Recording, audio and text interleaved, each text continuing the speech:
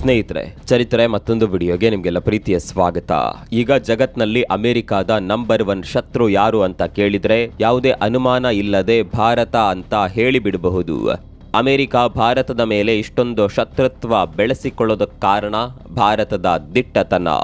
ಭಾರತ ಅಮೆರಿಕವನ್ನ ಎದುರಿಸುತ್ತಿರುವ ರೀತಿ, ಏನೇ ಮಾಡಿದ್ರೂ ತಲೆ ತಗ್ಗಿಸದೆ ನಿಲ್ಲಿಸುವ ಜಾಯಮಾನ. ಭಾರತ ಅಮೆರಿಕದ ಮರ್ಯಾದೆಯನ್ನ ಜಾಗತಿಕ ಮಟ್ಟದಲ್ಲಿ ಹರಾಜು ಮಾಡ್ತಾ ಇದೆ. ಭಾರತದ ದಿಟ್ಟತನ ಬೇರೆ ದೇಶಗಳಿಗೆ ಸ್ಫೂರ್ತಿ ಆಗ್ತಾ ಇದೆ. ಭಾರತವನ್ನ ನೋಡಿ ಬೇರೆ ದೇಶಗಳು ಕೂಡ ಈಗ ಅಮೆರಿಕಾಗೆ ತಿರುಗೇಟು ಕೊಡೋದಕ್ಕೆ ಶುರು ಮಾಡಿವೆ. ಇದನ್ನೆಲ್ಲ ತಡೆದುಕೊಳ್ಳೋದಕ್ಕೆ ಅಮೆರಿಕಾದಿಂದ ಸಾಧ್ಯವಾಗ್ತಾ ಇಲ್ಲ. ಹೀಗಾಗಿ ಅಮೆರಿಕ ಹೇಗಾದರೂ ಮಾಡಿ ಭಾರತಕ್ಕೆ ತೊಂದರೆ ಕೊಡಲೇಬೇಕು ಅಂತ ಟೊಂಕ ಕಟ್ಟಿ ನಿಂತಿದೆ. ತೆರಿಗೆ ವಿಧಿಸಿದ್ರು ಜಗ್ಗದ ಭಾರತಕ್ಕೆ ಈಗ ಬೇರೆ ಶಕ್ತಿಗಳ ಮೂಲಕ ತೊಂದರೆ ಕೊಡೋದಕ್ಕೆ ಮುಂದಾಗಿದ್ದಾರೆ ಟ್ರಂಪ್. ಅಮೆರಿಕದ ಆಪ್ತ ವಲಯದಲ್ಲಿ ಗುರುತಿಸಿಕೊಂಡಿರುವ ಯುರೋಪಿಯನ್ ಯೂನಿಯನ್ಗೆ ಭಾರತದ ಮೇಲೆ ತೆರಿಗೆ ಹಾಕುವಂತೆ ಅಮೆರಿಕ ಒತ್ತಾಯ ಮಾಡ್ತಾ ಇದೆ. ಮತ್ತೊಂದು ಕಡೆ ಇರಾಕ್ ಹಾಗೂ ಸೌದಿ ಅರೇಬಿಯಾದಿಂದ ಭಾರತಕ್ಕೆ ಬರ್ತಾ ಇದ್ದ ತೈಲವನ್ನ ನಿಲ್ಲಿಸುವಲ್ಲಿ ಅಮೆರಿಕ ಯಶಸ್ವಿಯಾಗಿದೆ. ಹೊಟ್ಟೆಕಿಚ್ಚು ಎಲ್ಲಿವರೆಗೆ ಮಾಡಿದೆ ನೋಡಿ. ಭಾರತಕ್ಕೆ ಸೌದಿ ಹಾಗೂ ಇರಾಕ್ ದೇಶಗಳಿಂದ ದೊಡ್ಡ ಪ್ರಮಾಣದಲ್ಲಿ ಕಚ್ಚಾ ತೈಲ ಬರ್ತಾ ಇತ್ತು. ಈಗ ಅದನ್ನ ನಿಲ್ಲಿಸುವಂತೆ ಅಮೆರಿಕ ಇರಾಕ್ ಹಾಗೂ ಸೌದಿಯ ಮೇಲೆ ಒತ್ತಡ ಹಾಕಿದೆ. ಈ ಒತ್ತಡಕ್ಕೆ ಮಣಿದ ಈ ಎರಡೂ ದೇಶಗಳು ಹಂತ ಹಂತವಾಗಿ ಭಾರತಕ್ಕೆ ಬರ್ತಾ ಇದ್ದ ತೈಲ ಸಪ್ಲೈಯನ್ನ ನಿಲ್ಲಿಸ್ತಾ ಇದೆ. ಹಾಗಾದ್ರೆ ಏನಿದು ಅಮೆರಿಕ ಮಾಡಿರುವ ಷಡ್ಯಂತ್ರ? ಇದ್ದಕ್ಕಿದ್ದ ಹಾಗೆ ಸೌದಿ ಹಾಗೂ ಇರಾಕ್ನಿಂದ ಬರ್ತಾ ಇದ್ದ ತೈಲ ಸಪ್ಲೈ ನಿಂತು ಹೋದ್ರೆ ಭಾರತದ ಮೇಲೆ ಯಾವ ರೀತಿಯ ಪರಿಣಾಮ ಬೀರುತ್ತೆ, ಭಾರತ ಇದನ್ನ ಯಾವ ರೀತಿ ಎದುರಿಸುತ್ತೆ, ಎಲ್ಲವನ್ನ ಡೀಟೇಲ್ ಆಗಿ ತೋರಿಸ್ತೀವಿ ನೋಡಿ.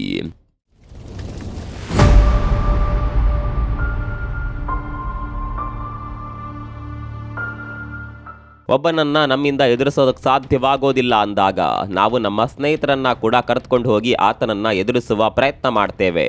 ಇಲ್ಲಿ ನಮ್ಮ ಉದ್ದೇಶ ಇರೋದು ಒಂದೇ, ಹೇಗಾದರೂ ಮಾಡಿ ಅವನಿಗೊಂದು ಬುದ್ಧಿ ಕಲಿಸಲೇಬೇಕು. ಇದೇ ತಂತ್ರವನ್ನ ಈಗ ಅಮೆರಿಕ ಪ್ರಯೋಗ ಮಾಡ್ತಾ ಇದೆ.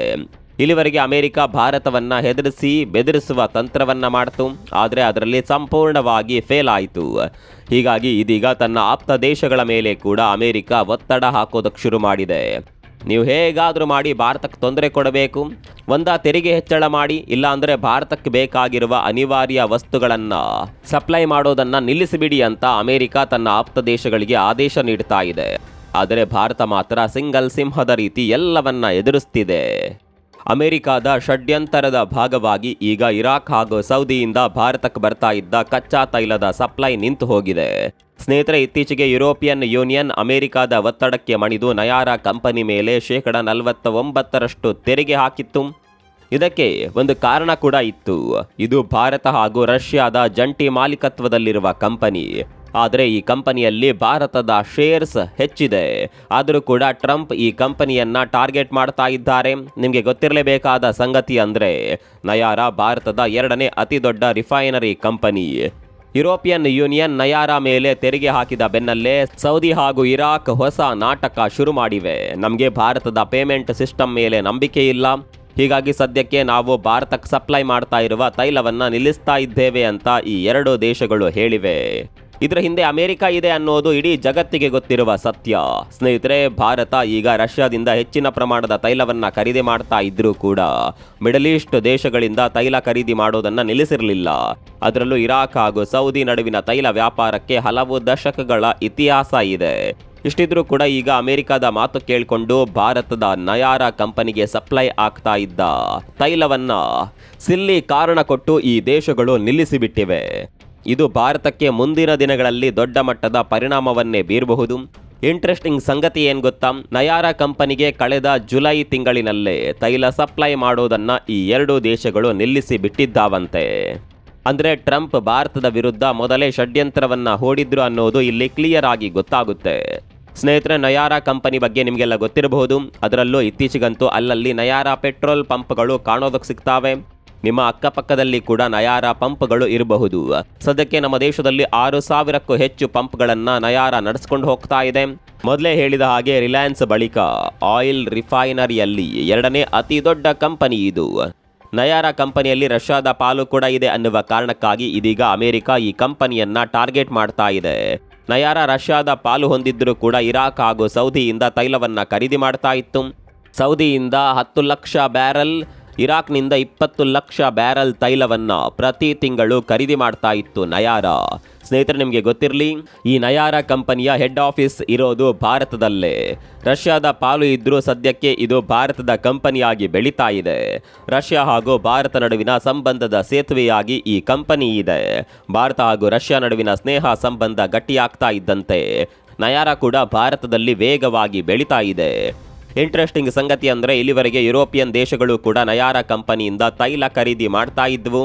ಭಾರತದಲ್ಲಿ ರಿಫೈನ್ ಆದ ತೈಲ ಯುರೋಪ್ಗೆ ಸಪ್ಲೈ ಆಗ್ತಾ ಇತ್ತು. ಉಕ್ರೇನ್ ಹಾಗೂ ರಷ್ಯಾ ನಡುವಿನ ಯುದ್ಧ ಶುರುವಾಗಿ 3 ವರ್ಷಗಳು ಕಳೆದಿವೆ. ಇಲ್ಲಿವರೆಗೆ ನಾವು ರಷ್ಯಾದ ಶೇರ್ ಇರುವ ಕಂಪನಿ ಜೊತೆ ವ್ಯಾಪಾರ ಮಾಡಬಾರದು ಅನ್ನುವ ಬುದ್ಧಿ ಯುರೋಪಿಯನ್ ದೇಶಗಳಿಗೆ ಬಂದಿರಲಿಲ್ಲ. ಆದರೆ ಟ್ರಂಪ್ ಯಾವಾಗ ಒತ್ತಡ ಹಾಕೋದಕ್ಕೆ ಶುರು ಮಾಡಿದ್ರು, ಅಲ್ಲಿಂದ ಅನಿವಾರ್ಯವಾಗಿ ಯುರೋಪ್ ದೇಶಗಳು ನಯಾರಾ ಜೊತೆಗಿನ ಸಂಬಂಧವನ್ನ ಮುರಿಯೋದಕ್ಕೆ ಮುಂದಾಗಿವೆ. ಯುರೋಪಿಯನ್ ಯೂನಿಯನ್ ಬೆನ್ನಲ್ಲೇ ಸೌದಿ ಹಾಗೂ ಇರಾಕ್ ಕೂಡ ನಯಾರಾಗೆ ಶಾಕ್ ಕೊಟ್ಟಿದೆ. ಟ್ರಂಪ್ ಇಲ್ಲಿ ಹಂತ ಹಂತವಾಗಿ ಭಾರತದ ಮೇಲೆ ತನ್ನ ಶಕ್ತಿ ಪ್ರದರ್ಶನ ಮಾಡ್ತಾ ಇದ್ದಾರೆ. ಮುಂದಿನ ದಿನಗಳಲ್ಲಿ ಟ್ರಂಪ್ ರಿಲಯನ್ಸ್ ಕಂಪನಿ ಮೇಲೆ ಕೂಡ ಕಣ್ಣು ಹಾಕಿದ್ರು ಅಚ್ಚರಿ ಇಲ್ಲ. ಟ್ರಂಪ್ ಈ ಬಗ್ಗೆ ಈಗಾಗಲೇ ಯುರೋಪಿಯನ್ ದೇಶಗಳಿಗೆ ಎಚ್ಚರಿಕೆಯನ್ನ ಕೂಡ ಕೊಟ್ಟಿದ್ದಾರಂತೆ. ರಿಲಯನ್ಸ್ ಕಂಪನಿ ಜೊತೆಗಿನ ವ್ಯಾಪಾರವನ್ನ ಕೂಡ ನಿಲ್ಲಿಸಿ ಅನ್ನುವ ಸಂದೇಶವನ್ನ ನೀಡಿದ್ದಾರಂತೆ.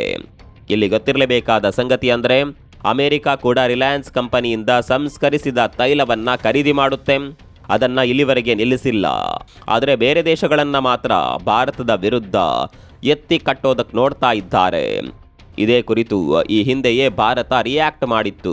ನಿಮಗೆ ನಮ್ಮಿಂದ ತೈಲ ಖರೀದಿ ಮಾಡೋದಕ್ಕೆ ಇಷ್ಟ ಇಲ್ಲ ಅಂದರೆ ದಯವಿಟ್ಟು ಮಾಡಬೇಡಿ, ಅದು ಬಿಟ್ಟು ಬೇರೆ ದೇಶಗಳಿಗೆ ಭಾರತದ ಜೊತೆ ವ್ಯಾಪಾರ ಮಾಡಬೇಡಿ ಅಂತ ಹೇಳಬೇಡಿ ಅಂತ ಭಾರತ ಹೇಳಿತ್ತು. ಮರ್ಯಾದೆ ಇರುವವರಾದರೆ ಈ ಮಾತನ್ನ ಕೇಳಿ ಭಾರತದ ಜೊತೆಗಿನ ತೈಲ ವ್ಯಾಪಾರವನ್ನ ನಿಲ್ಲಿಸ್ತಾ ಇದ್ರು.